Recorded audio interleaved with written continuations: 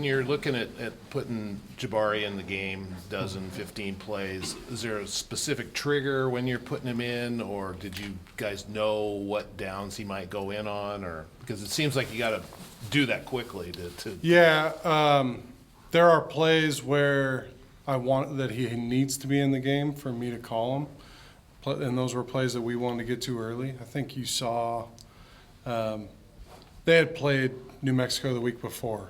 I don't know if you guys had done your film study, but Yes. New Mexico had done some good stuff in the quarterback run game. So we saw an opportunity there. Usually with athletic quarterbacks, you're going to either make them more aggressive or chill them out. So you can glean some from that. And, it wasn't like he's going to go in on this drive or this drive. It was when we get to those calls, we're going to put him in. That's how we practiced it during the week, kind of transitioned him that way. It was just kind of part of the game plan. So Ben kind of knew when things were. It had been that way in practice all week. Yeah.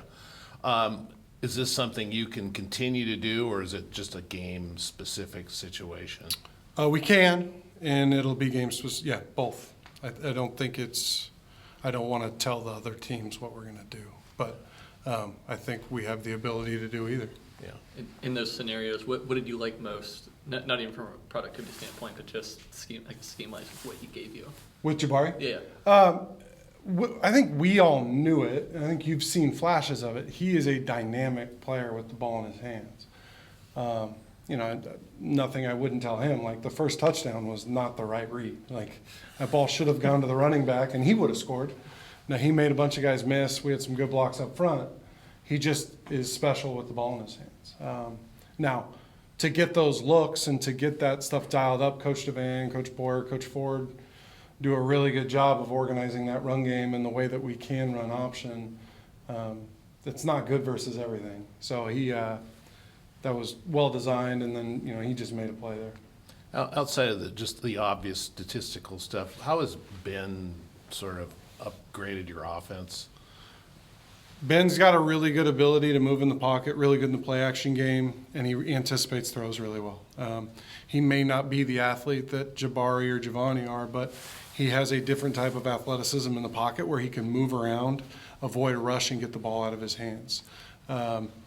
So I think his anticipation, we've been good in the play action stuff, and then he anticipates throwing the throws on third down, gets the ball out of his hand. We're avoiding those sacks that if you hang on to it and wait to see a guy open, you're going to take a sack. Yeah. You've got to throw it before he's open.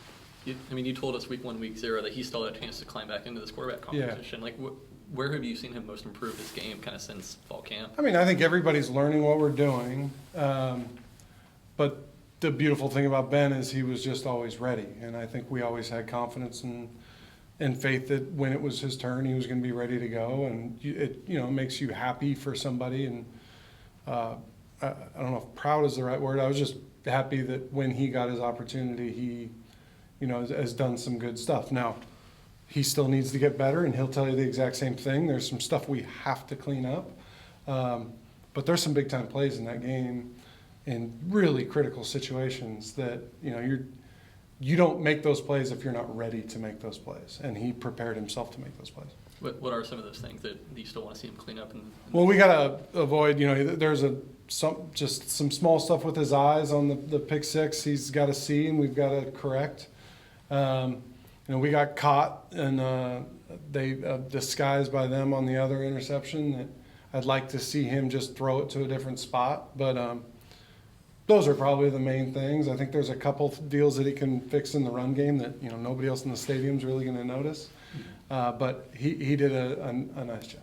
We spent most of our time talking about Boise State, talking about their offense and their running game.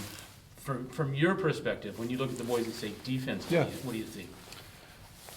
They're big, stout. They're really good players, and I think they have a really good scheme. They create challenges for an offense. That makes for late nights and a lot of discussion and communication amongst the coaching staff. But good players, good scheme, that's a pretty good recipe. So I think they're a really good unit, one of the best units we've probably played this year. Darius had his first touchdown on what do you think that meant to him to get in the mix on something like that in a game you guys won? Yeah, I think it was good for him. keep getting him more and more involved. I wish we would have put the ball a little bit higher and made it a little bit easier for him to catch. But I'm happy for him. He's, obviously we didn't have him early in the year, getting him more and more involved. I need to continue to find ways to get him the rock. He's obviously a big, talented player. How much does that set a guy back not to go through spring and he didn't go through a lot of the fall even, and he didn't really get in the mix until. I don't think it was necessarily. I think it was more just injuries. Like, he knew what we were doing. He'd been involved in fall camp. We just couldn't keep him healthy. But the talent you always knew was there. He's a really smart football player. That's always been there. That's never been a question. It's just, you got to play in it. You got to do it. And so kind of bringing him along that way has been important. What's sort of your philosophy on possession time, and how important does it make it in a game like this where they're running back and bleed the clock? Don't have one. Like, we're going to do I would be more than happy if we had 14 plays in a game and every single one of them was a touchdown and we possessed the ball for 3 minutes. Like, I just want to score. It's how many drives do you get and how many points do you have, and that's it. And so if it takes us 17 plays, it'll take us 17 plays. I think we've talked about that in here before. Like, I don't want it to be that way all the time. The longer you're on the field, the higher the chances that a sack, a penalty, something negative could happen. But whatever it takes to score, like, it's just points. At the end of the day, all that really matters is the points. And so the time of possession doesn't matter unless there's points involved. But playing against a guy like Genty, is there some importance of just sort of playing keep away? No. Keeping them off the field? No, not as long as we score points. It doesn't matter. Like, we just need to score. If we score, they don't get extra points for time of possession. But we need to find ways to score the football. Like, it's just, I didn't want to go 3 and out. Like, that sucked. That was not my plan. Like, you have to get first downs. You have to create explosive plays.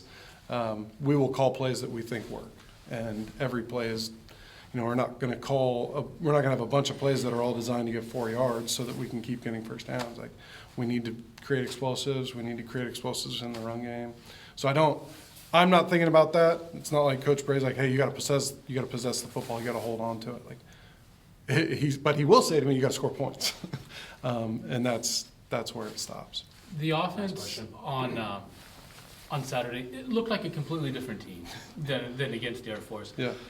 Not schematically or anything, just from the terms of belief. Mm-hmm. The team coming out believing that what had been happening, against the last couple of games wasn't going to happen again this Sunday or this Saturday. How do you do that? How do you get them on the field believing that we got shut out last week, but that's got nothing to do with this week? Yeah, I've never had any doubt in my mind on these guys. Like, they come to work.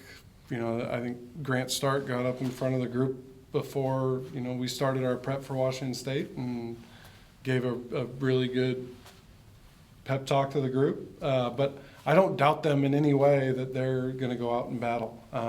Now, I don't think it's a belief thing. I think it's an execution thing. We had to execute better. We did not execute against Air Force. We executed better last week. It's funny that there's a real correlation between execution and points. So we got to find ways to execute and understand what we're doing and have a really good idea of what that game plan is and execute.